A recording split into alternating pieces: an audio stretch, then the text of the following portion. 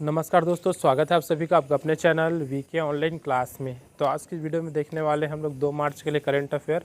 जैसे कि आप सभी को पता है कि यहाँ आपको प्रति रात्रि 10 बजे आपको एक करंट अफेयर का वीडियो मिलता है, जो कि मुश्किल से 5 से 7 मिनट का रहता है, लेकिन बहुत ही महत्वपूर्ण प्रश्नों के बारे में चर्चा की जाती है।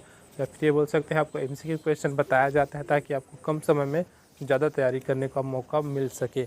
तो इसी क्रम में आज का हमारा जो वीडियो है वह 2 और 1 मार्च के लिए है, अर्थात 2 दिन 1 मार्च का वीडियो अपलोड नहीं हो पाया था, तो दोनों को कंबाइन कर दिया गया है। ठीक है, तो चलिए बिना देरी के वीडियो को स्टार्ट करते हैं और देखते हैं आज के हमारे प्रश्नों को।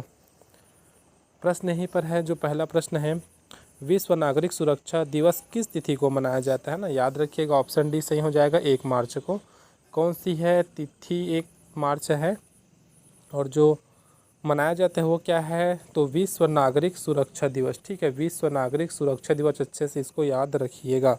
चलिए अगले प्रश्न की ओर बढ़ते हैं। दूसरे नंबर का प्रश्न है, जिसमें दिया है उत्तर प्रदेश के जौनपुर में किसके द्वारा धर्मपथ का शिलान्यास किया गया। नरेंद्र मोदी है, योगी आदित्यनाथ है, आनंदीबेन पटेल है, नीतीश गडकरी है। ठीक है, 4 ऑप्शन आपको देखने को मिल जाएगा और जो इसका आंसर है ना वो हो जाएगा ऑप्शन डी, नीतीश गडकरी। ठीक है, याद रखिएगा ऑप्शन डी हमारा आंसर हो जाएगा नीतीश गडकरी। चलिए अगला प्रश्न देखते हैं। तीसरे नंबर का प्रश्न है। प्रश्न में दिया है किस देश के क्रिकेटर नील वैगलर ने हाल ही में अंतर्राष्ट्रीय क्रिकेट से संन्यास लेने की घोषणा की है। तो कौन से देश के वो प्लेयर हैं, तो ऑप्शन हमारा सी सही हो जाएगा, न्यूजीलैंड। ठीक है, न्यूजीलैंड के जो प्लेयर हैं उन्होंने अंतर्राष्ट्रीय फॉर्मेट से संन्यास लेने की घोषणा की है। चलिए अगला देखते हैं। अगला जो प्रश्न है यहीं पर देखिएगा, चौथे नंबर का, जिसमें बोला गया है अंतर्राष्ट्रीय गीता महोत्सव 2024 का आयोजन हाल ही में कहाँ हुआ। बांग्लादेश है, भारत है, मॉरिशस है, श्रीलंका है। तो इसका जो आंसर हो जाएगा दोस्तों हो जाएगा अपना भारत। ठीक है, ऑप्शन जो हमारा बी है ना वो सही हो जाएगा और भारत में। चलिए अगला देखते हैं।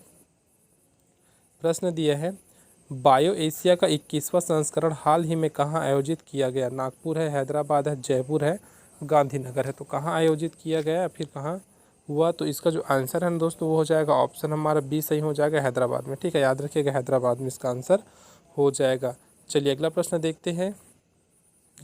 प्रश्न दिया है स्वयं प्लस प्लेटफॉर्म हाल ही में किस मंत्रालय द्वारा लॉन्च किया गया। शिक्षा मंत्रालय है, रक्षा मंत्रालय है, गृह मंत्रालय है या फिर कोई नहीं। ठीक है, तो तीनों मंत्रालय में से कौन सा है, तो ऑप्शन हमारा ए यहाँ सही हो जाएगा, शिक्षा मंत्रालय द्वारा। अगला प्रश्न है लैलोइंग द सन नामक पुस्तक हाल ही में किसके द्वारा लिखी गई। किनके द्वारा लिखी गई है, देख सकते हैं 4 ऑप्शन आपको यहाँ पर दिख रहा है। ऑप्शन ए में दिया है नरोत्तम नाइक, ऑप्शन बी दिया है लक्ष्मी मुर्देश्वर, ऑप्शन सी दिया है सीतर राठी और ऑप्शन डी दिया है अनुराग सिंह। तो ये जो बुक है ना, अर्थात जो पुस्तक है वो किसके द्वारा लिखी गई है, ये यहाँ पर पूछा गया ना। तो इसका जो आंसर है वो हो जाएगा ऑप्शन बी, लक्ष्मी मुर्देश्वर के द्वारा। ठीक, याद रखिएगा किनके द्वारा, तो लक्ष्मी मुर्देश्वर के द्वारा यह जो किताब है वह लिखी गई है। चलिए अगला देखते हैं। अगला जो यहीं पर प्रश्न है वो है डेंगू के बढ़ते प्रकोप को देखते हुए किस देश ने हाल ही में स्वास्थ्य आपातकाल की घोषणा की है। ठीक है, डेंगू के बढ़ते प्रकोप बोला गया है तो किस देश ने है, तो याद रखिएगा ऑप्शन सी सही हो जाएगा, पेरू ने। ठीक है, पेरू ने क्या की है, आपातकाल की घोषणा की है, अर्थात स्वास्थ्य आपातकाल की घोषणा की है। ठीक है, अच्छे से इसको याद रखिएगा। और किसके चलते हैं, तो डेंगू के चलते हैं। चलिए 9वें नंबर का प्रश्न देखते हैं। प्रश्न में दिया है हाल ही में जारी तेंदुआ रिपोर्ट के अनुसार भारत में कुल कितने तेंदुए हैं। ठीक है, देख सकते हैं कितने तेंदुए हैं, 13,874 है, 11,583 है, 12,852 है या फिर 9,856 है। तो कितना है, 13,874, जो कि आपको ऑप्शन ए में देखने को मिल जाएगा, ये हमारा आंसर हो जाएगा। चलिए 10वें नंबर का प्रश्न देखते हैं। प्रश्न में दिया है किस राज्य सरकार ने फार्मासिस्ट परियोजना को हाल ही में बंद करने का निर्णय लिया है। तेलंगाना है, मेघालय है, कर्नाटक है, मध्य प्रदेश है। तो कौन है, तो ऑप्शन हमारे यहाँ पर ए सही हो जाएगा, तेलंगाना। ठीक है, चलिए अगला प्रश्न देखते हैं। 11वें नंबर का प्रश्न है महाराष्ट्र के नागपुर में आयोजित राष्ट्रीय मिनी गोल्फ प्रतियोगिता में छत्तीसगढ़ के सरगुजा संभाग के कितने खिलाड़ी प्रदर्शन करेंगे। ठीक है, याद रखिएगा, अच्छे से याद रखिएगा क्या क्या बोला गया है।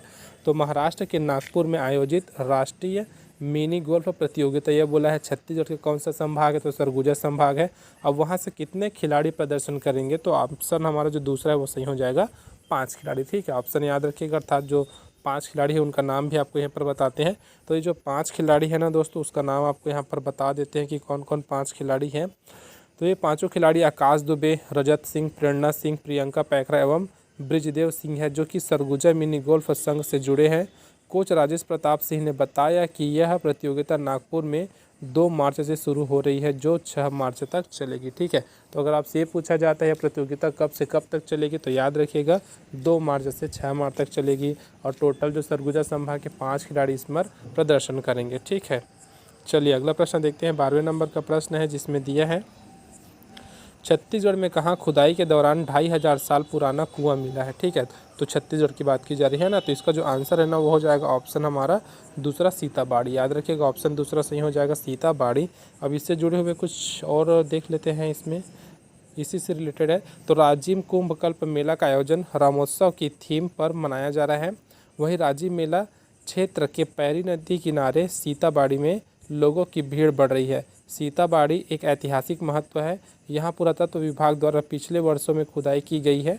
खुदाई के दौरान मौर्य काल तक के अवशेष मिले हैं। अवशेष के आधार पर पुरातत्ववेत्ता के अनुसार इस जगह पर किसी समय में बंदरगाह होने की पुष्टि मिलती है। अब देखो आप लोग इसको याद रखिएगा, इस समय में क्या थे, मतलब उस टाइम बोला जा रहा है ना उसके अकॉर्डिंग, तो उस समय एक बंदरगाह होने की पुष्टि वहाँ से मिलती है। ये आप लोग अच्छे से याद रखिएगा और जगह का नाम याद रखिएगा, क्योंकि यहाँ से पूछा जा सकता है कि कौन से स्थान पर बंदरगाह होने की पुष्टि की गई है। ऐसा टाइप का भी प्रश्न आपसे पूछा जा सकता है। तो याद रखिएगा स्थान का क्या नाम है, सीताबाड़ी। ठीक है, उसके बाद ये भी बताया गया, यहीं पर देखिएगा, अनुमान लगाया जा रहा है कि इस बंदरगाह से व्यापार किया जा रहा है। ठीक है, तो इतना आप लोग याद रख सकते हैं। तो दोस्तों आज की वीडियो में बस इतना ही। वीडियो हेल्पफुल लगा तो वीडियो को जरूर लाइक कीजिएगा और चैनल को सब्सक्राइब करना ना भूलिएगा। अब मिलते हैं अगले वीडियो में, तब तक के लिए जय हिंद।